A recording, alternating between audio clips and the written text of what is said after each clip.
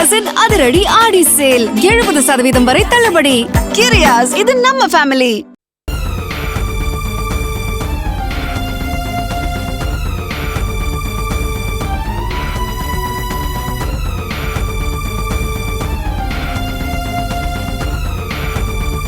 கிருஷ்ணகிரி மாவட்டம் சூலகிரி தாலுகா தேவசானப்பள்ளியை சேர்ந்த ரமேஷ் என்பவருக்கும், ஆந்திர மாநிலம் சித்தூர் மாவட்டம் போயனப்பள்ளியை சேர்ந்த ஆசினி என்பவருக்கும் திருமணமாகி 1.5 வயதில் ஒரு கை குழந்தை உள்ளது. தேவசானப்பள்ளியில் குடும்பத்துடன் தங்கி தனியார் நிறுவனத்தில் வேலை பார்த்து வந்த ரமேஷ் கடந்த 13ஆம் தேதி ஆந்திராவில் உள்ள மாமியாரின் வீட்டிற்கு குடும்பத்தோடு சென்றுள்ளார். அப்போது மல்லப்ப மலையில் உள்ள கோயிலில் தனக்கு ஒரு நேர்த்திக்கடன் உள்ளது என ஹாசினி தெரிவிக்க, மறுநாளே ரமேஷ், ஹாசினி, கைக்குழந்தை என 3 பேரும் மலைக்கோவிலுக்கு பைக்கில் சென்றுள்ளனர்.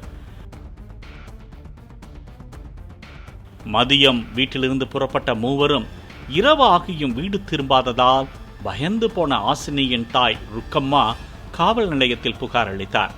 வழக்கு பதிவு செய்த போலீசார் தேடுதல் வேட்டையில் இறங்கிய போது மலைக்கோயில் செல்லும் காட்டு பகுதியில் இரத்த காயத்தோடு ரமேஷ் இறந்து கிடந்தது தெரிய வந்தது. உடனே சடலத்தை மீட்ட போலீசார் உடலை உடற்கூறாய்விற்காக மருத்துவமனைக்கு அனுப்பி வைத்தனர்.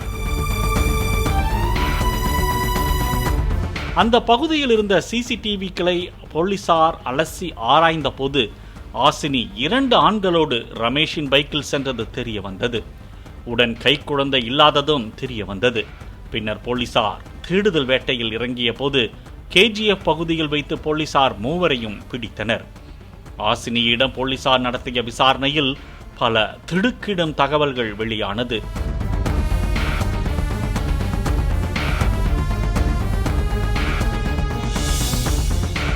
ஆசினியும் அவரது ஊரான போயனப்பள்ளியை சேர்ந்த கங்காதரும் சிறு வயது முதலே நட்பாக பழகி வந்துள்ளனர். இது நாளடைவில் காதலாக மாறியுள்ளது. பின்னர் ஆசினி ரமேஷை திருமணம் செய்து கொண்டார். திருமணத்திற்கு பின்னரும் ஆசினிக்கு கங்காதருடனான காதல் தொடர்ந்துள்ளது. இது கணவர் ரமேஷுக்கு தெரிய வர ரமேஷ் ஆசினியை எச்சரித்து அடிக்கடி தகராறு செய்து வந்துள்ளார். இந்த நிலையில் மலைக்கோவிலுக்கு நேர்த்திக்கடன் என கூறி கணவனோடு பைக்கில் சென்ற ஹாசினி இது குறித்து கங்காதருக்கு தகவல் தெரிவித்துள்ளார். வாட்ஸ்அப்பில் லைவ் லொகேஷனை அனுப்பி இருக்கும் இடத்தை கங்காதருக்கு தெரியப்படுத்தியுள்ளார் ஹாசினி. பைக் மல்லப்பா மலையில் ஏறும்போது 3வது வளைவில் ஆசினி வேண்டுமென்றே தனது ஹேண்ட்பேக்கை கீழே வீசியுள்ளார். பின்னர் கணவனிடம் பேக் கீழே விழுந்துவிட்டது என வந்த வழியிலேயே திரும்பச் செல்லுமாறு கூற ரமேஷும் வாகனத்தை திருப்பிக் கொண்டு சென்றுள்ளார்.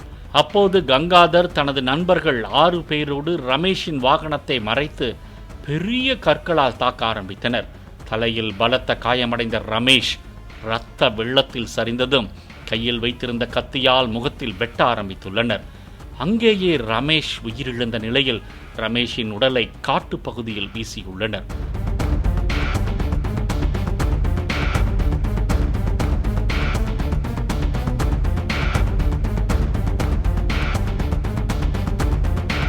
ஹாசினி, கங்காதர், கங்காதரின் நண்பர் என 3 பேரும் இறந்த ரமேஷின் பைக்கில் தப்பித்துச் சென்றுள்ளனர். அங்கு நின்ற கங்காதரின் நண்பர்கள் ஹாசினியின் குழந்தையை தூக்கிக் கொண்டு மற்றொரு பைக்கில் சென்றுள்ளனர். இதுவரை கங்காதர், ஹாசினி மற்றும் கங்காதரின் நண்பர்கள் நவீன், சேகர், சந்தோஷ், சுந்தர் என 6 பேரை போலீசார் கைது செய்துள்ளனர். மேலும் ஹாசினியின் கைக்குழந்தையையும் போலீசார் பத்திரமாக மீட்டுள்ளனர். இந்த கொலையில் சம்பந்தப்பட்ட கங்காதரின் நண்பர்கள் 2 பேர் தலைமறைவான நிலையில் போலீசார் அவர்களை தேடி வருகின்றனர்.